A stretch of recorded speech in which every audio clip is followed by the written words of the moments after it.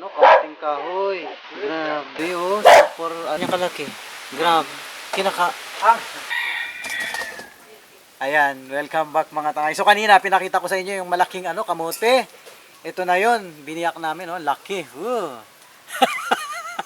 Ay puta sakit na mga tangay. Ito kasi curious talaga ako dito kasi first time ko makakita ng ganito kalaking kamote. About 8 kilos daw ito, isang piraso. Biro mo ba naman ito, umaabot ng 5 years, 7 years bago mo siya pwedeng hukayin at ganito kalaki. At hindi pa rin kami nakatikim. Ngayon pa lang. Oo, ilang taon na ako. Tumanda na yata, about 40 years na ganito pa lang ako nakakita. So gusto ko matikman kung ano yung lasa nito compare doon sa normal na kamuting kahoy. Ito kakaiba. Saba ang tawag nila dito. Saba kasi puti. Ang saba kasi sa ordinary yung kamote, white yon, white. So ito tingnan natin. Subukan lang natin. Yan ang medyo yung sa gitna, medyo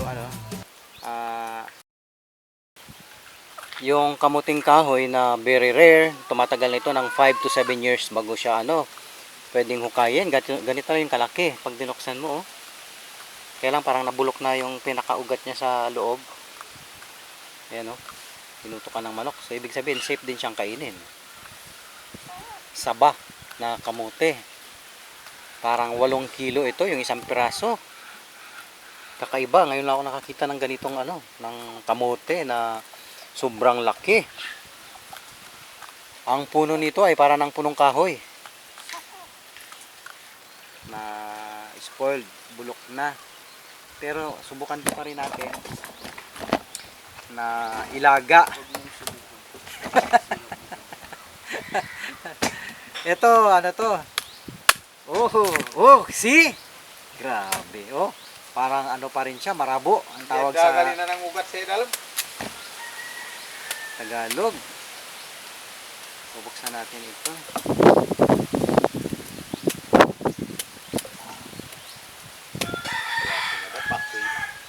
I-try lang natin kung pwede pa siyang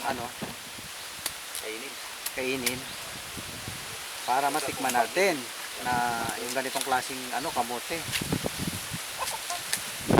Kasi ang puno nito parang punong kahoy. Masarap.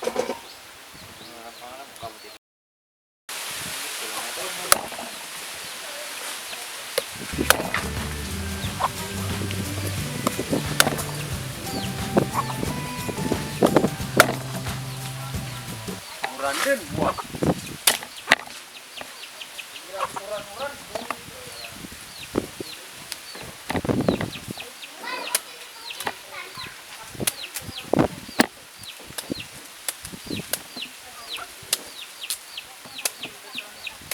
Although ito kasi parang na-stuck na ito 1 week, so napabayaan. So i-try pa rin natin kung pwede pang kainin.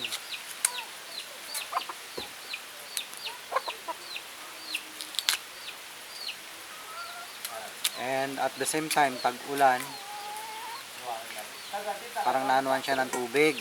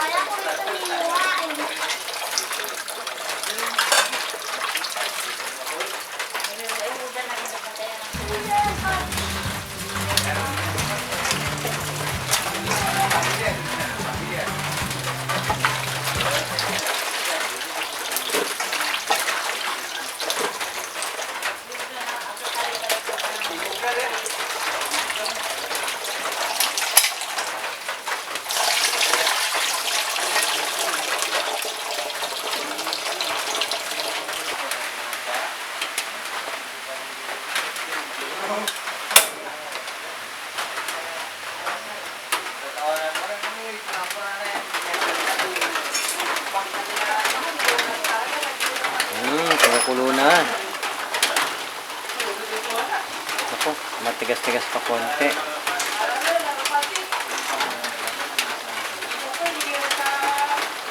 So, kulang pa konti. Boil pa natin siguro ng mga 5 minutes.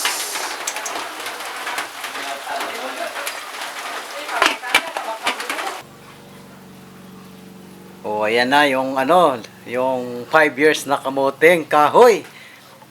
Parang ano rin siya, yung normal na kamote. So, ngayon titikman natin kung anong lasa. Mukhang masarap din ito. Kamuting kamote din.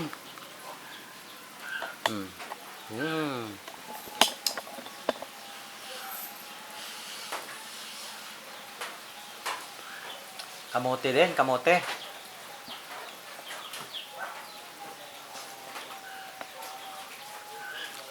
Masarap.